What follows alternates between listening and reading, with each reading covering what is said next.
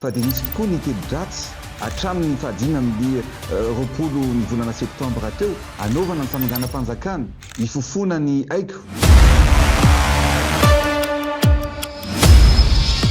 So people who have seen the news from the streets of Madagascar and the news today that the military has taken control might be asking, where did all this start? Who are these soldiers? And who are the Generation Z protesters that got us to this position? Well, the Generation Z protesters are a bunch of very committed, very organised, very social media savvy young people who started off with simple social protests. They weren't political at all. They were suffering from, as the population of Madagascar's cities has been, from water cuts, from power cuts. And when I say water cuts and power cuts, we're talking sometimes 8, 9, 10 hours a day without electricity. People having to queue in the street with jerry cans in the night to fill up the water and take it home. So the Gen Z, these young people, got on the streets and started protesting. And that was simply an exercise of their right as citizens to protest about their conditions. Now, what happened next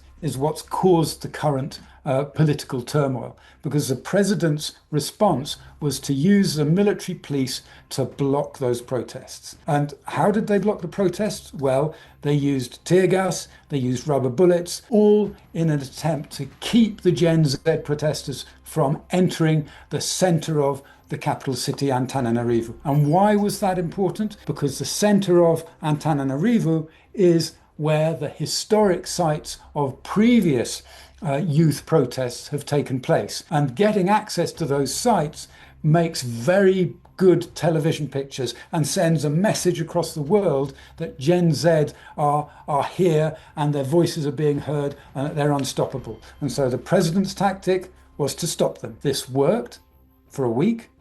It worked for 2 weeks until one unit of the army, this one unit called CAPSAT, decided that they had seen enough of security forces firing on Malagasy citizens. And so they organised themselves to come into the city centre, accompany the Gen Z protesters into the city centre to those historic places of protest and sweep aside the military police who'd been using the tear gas and the rubber bullets to prevent those protests. And that's how we ended up with these spectacular pictures of people flooding in to the centre of Antananarivo, meeting in the main square and celebrating what they saw as the overthrow of the President Rajoelina. That was on Saturday. So what's changed since then? Well, what's changed since then is that President Rajoelina has left the country. And he left the country on a military aircraft supplied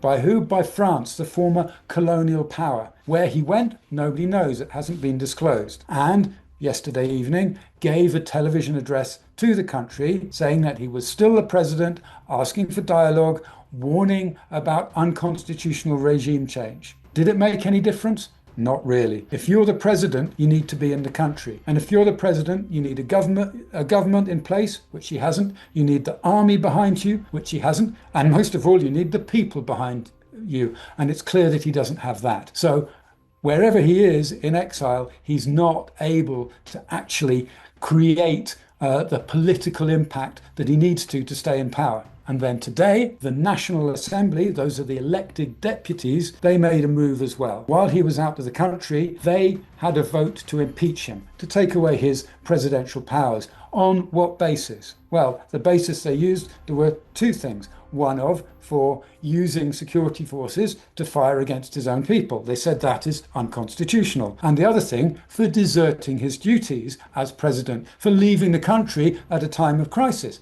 That is unconstitutional.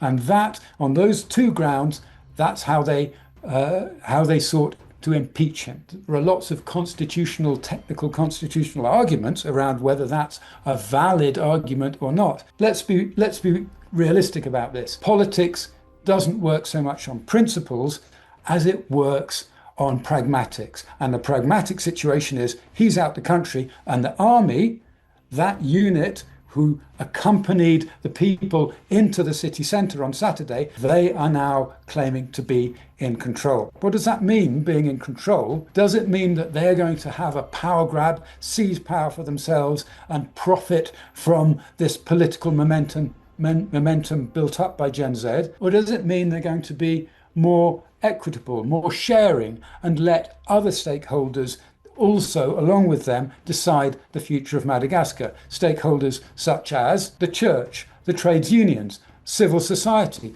and of course, Gen Z themselves. That's the big question that we're waiting to see, is how much real power sharing there will be. And from a Gen Z point of view, these are the people that kicked this all off with their water and electricity protests 2 or 3 weeks ago, and it's now grown into a full-scale political crisis.